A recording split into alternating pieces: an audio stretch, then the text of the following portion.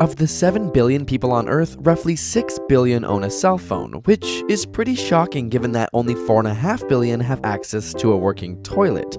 So how are these popular gadgets changing your body and brain? If you're looking down at your phone right now, your spine angle is equivalent to that of an 8-year-old child sitting on your neck, which is fairly significant considering people spend an average of 4.7 hours a day looking at their phone. This, combined with the length of time spent in front of computers, has led to an increase in the prevalence of myopia or nearsightedness in North America. In the 1970s, about 1/4 of the population had myopia, where today nearly half do, and in some parts of Asia, 80 to 90% of the population is now nearsighted. And it can be hard to put your phone down. Take for example the game Candy Crush. As you play the game, you achieve small goals, causing your brain to be rewarded with little bursts of dopamine, and eventually you're rewarded in the game with new content. This novelty also gives little bursts of dopamine and together create what is known as a compulsion loop, which just happens to be the same loop responsible for the behaviors associated with nicotine or cocaine.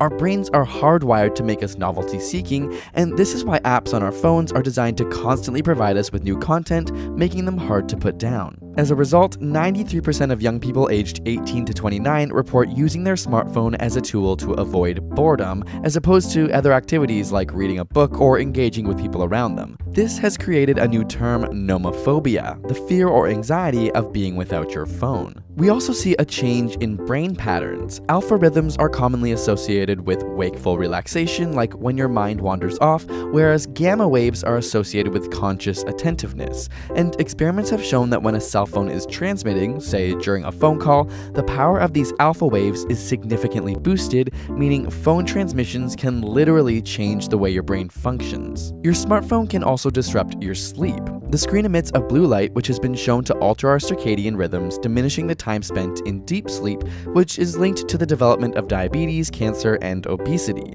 Studies have shown that people who read on their smartphone at night have a harder time falling asleep and produce less melatonin, a hormone responsible for the regulation of sleep-wake cycles. Harvard Medical School advises the last 2 to 3 hours before bed be technology-free, so pick up a book before bed instead.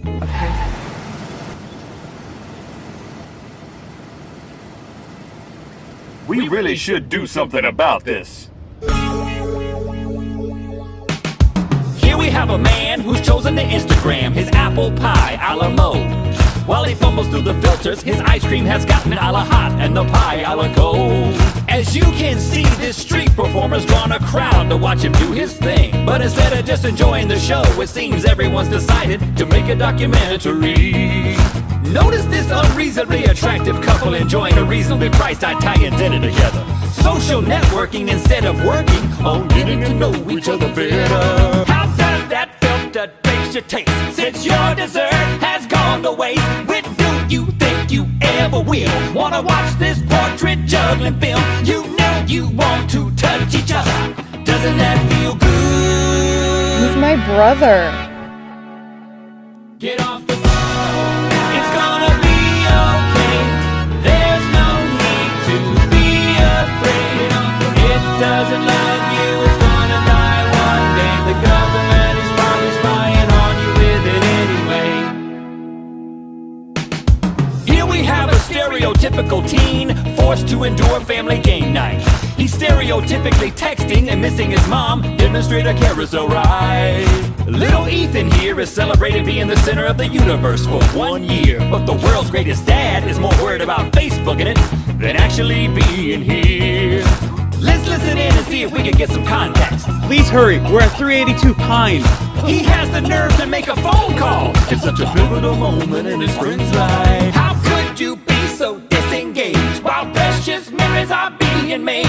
Do you really think your friends need another baby picture in their feed? Don't be such a self-centered guy. Now isn't that better?